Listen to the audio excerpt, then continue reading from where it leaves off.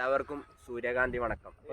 നമ്മളിപ്പം എവിടെയാ പോകുന്നത്? നമ്മളിപ്പോ സൂര്യകാന്തി പൂക്കൾ കാണാൻ വേണ്ടി ഉള്ള യാത്രയിലാണ്. സൂര്യകാന്തി പൂക്കൾ കാണാന്ന് പറഞ്ഞാൽ എവിടെയാണ്? നമ്മൾ വയലും പുഴകളും താണ്ടി സഞ്ചരിക്കുകയാണ്. അതായത് ഞാൻ ചോദിക്കുന്ന വെച്ചാല് സ്ഥലം എവിടെയാന്ന്? സ്ഥലം നമ്മൾ എക്സാക്ട് ലൊക്കേഷൻ വരുന്നത് അയ്യോത്തിന്റെ ഒരു തെങ്ങിന്റെ അടുക്കേക്കാണ് വരിക.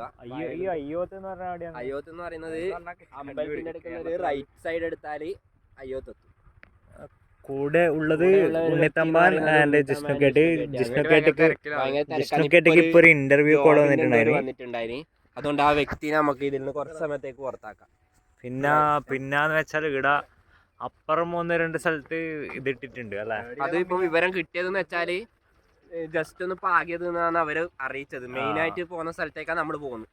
മെയിനായിട്ട് കവിത ചൊല്ലണമെന്നുണ്ട്, പക്ഷെ എന്റെ ശബ്ദം ശരിയല്ലാതെ അതിനാൽ ഞാനത് ഒരു 2 വരി പാട്ട് പാടിക്കൂടെ? സൂര്യകാന്തി സൂര്യകാന്തി. നമ്മൾ പോയിക്കൊണ്ട് നിന്നതൊരു വീട്ടിലേക്കുള്ള വഴിയാന്ന് തോന്നുന്നു. അതുകൊണ്ട് നമ്മള് കട്ടെടുത്തിട്ട് ചെറുതായിട്ടൊന്ന് മാറി ഇതിപ്പം വയലിലേക്കൂടെ ഈ ചുറ്റും വയലാണ് അല്ലെ. നമ്മളിതാ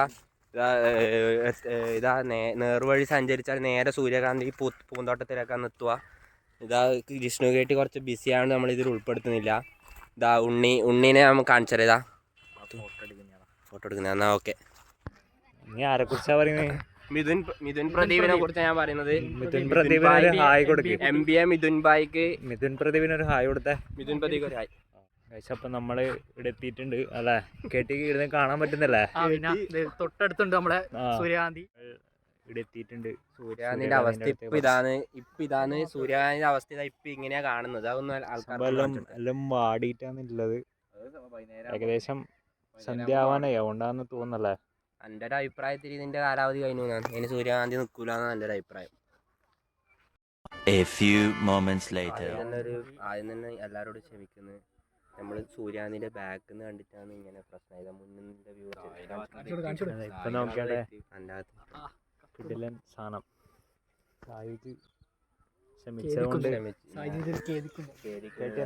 കണ്ടിട്ടെന്തുണ്ട്? അടിപൊളി തമ്പാൻ എന്നാ പറയാനല്ലേ. അടിപൊളി. ബാക്കിൽ നിന്ന് നോക്കിട്ട് ഇപ്പൊ മുന്നിലോ നോക്കിയാലോ. അപ്പൊ ഗൈസ് നമ്മൾ ഇത് കാണാൻ വന്നിട്ടുണ്ടെങ്കിലും നമുക്ക് വേറൊരു സാധനം കിട്ടിയിട്ടുണ്ടായി. ചെറുപയർ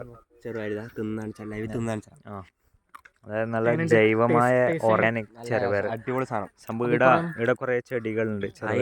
അപ്പുറം തിരിയുമ്പോ മാത്രമേ ഇത് പഠിക്കാൻ പറ്റൂ. സാഹസികമായ നട്ടിട്ടുണ്ട്. സൂര്യകാന്തി